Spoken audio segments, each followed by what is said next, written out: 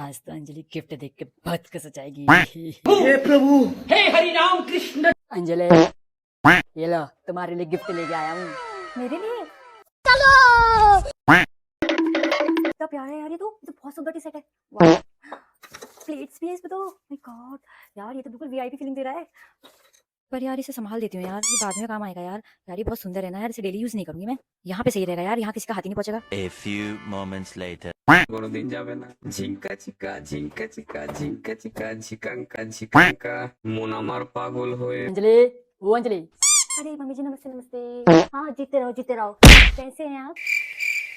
चाय लेके आओ। अच्छा बैठिए बैठिए, मैं आपके लिए चाय बना के लाती हूँ, ठीक है जी। मुझे चाय। ये क्या है? अरे नए कप गिफ्ट किए थे, वो कहाँ हैं? अरे वो तो मैंने संभाल के रख दिया। संभालने की चीजें क्या है, वो यूज करती उसे। अरे हमारा बच्चा बड़ा हो जाएगा, वो तब काम आएगा ना, उसको कोई लड़की वाले देखने आएंगे, तब निकालूंगी उसे। अभी नहीं, अभी तो मैं उसको संभाल के रखूंगी।